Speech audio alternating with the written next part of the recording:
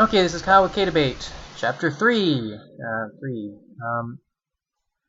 When I arrived at the house that I was moving to on Grayson in San Antonio, it's right next to Josephine, next to Broadway. If you live in San Antonio, you're probably already cringing because you know the neighborhood. I didn't know the neighborhood. There was quite a bit of problems right off the bat. My landlord was there. The person I was talking to on the phone was there.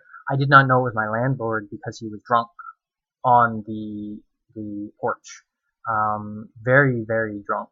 And you'd think I would know that from being on the phone, but I thought he was just tired because it was like midnight, and I thought I had woken him up. But he was just very very drunk. He showed me the house. There were dogs, cats, and a rat running around. Apparently, the rat was you're not allowed to hurt the rat because it was one of the old tenants' pets.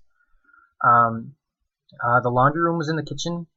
The pile of dirty clothes in the kitchen was very large, probably about 100 different articles of clothing, including underwear and whatnot. It smelled very, very bad. There were leaks in the ceiling. My room was as advertised. There was a floor, there was a ceiling and walls and windows, and I had a lock, two actually, a deadbolt and a normal lock, which I was very happy for.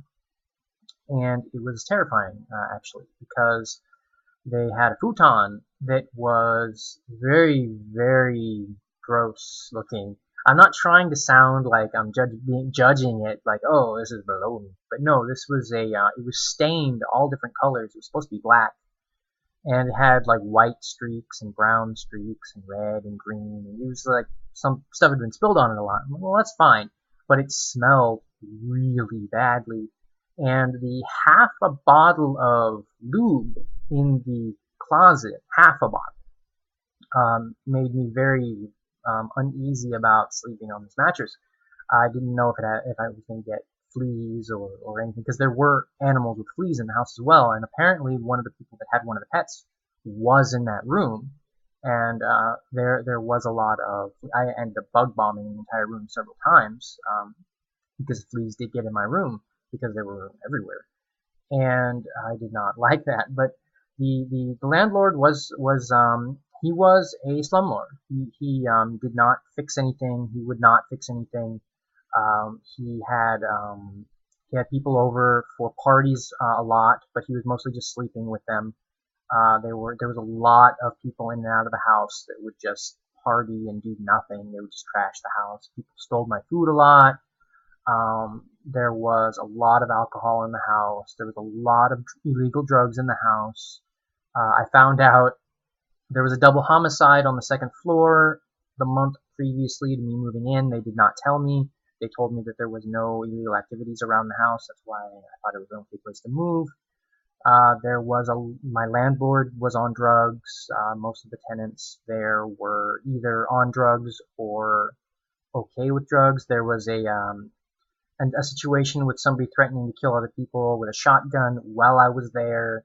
It wasn't like a hostage situation. They were threatening to kill themselves and the other person there. It was not a fun experience because they were like in the room next to mine, and I didn't want them to go on a shooting rampage, and they honestly were going to. They had to take the shotgun away from them and call cops, who took them away.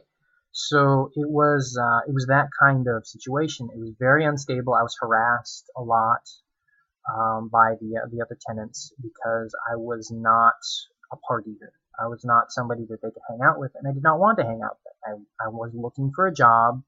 I had actually gotten a couple of different interviews that I had to go to, and I was wearing nice clothing like suits and things. I was wearing suits and such, and they would be like, no, no, no, relax, relax, here, drink this. And no, I did not want to. And they took it as a sign of disrespect, and I did not want to be in that kind of situation where I had to worry about people going into my room and messing my stuff up because they didn't like me, and people did attempt to get into my room several times. I'd always deadbolt the lock, and people would tamper with it, and it was just a bad experience. But the next one's going to be when I leave. So this is the end of video 3. So take care. Peace.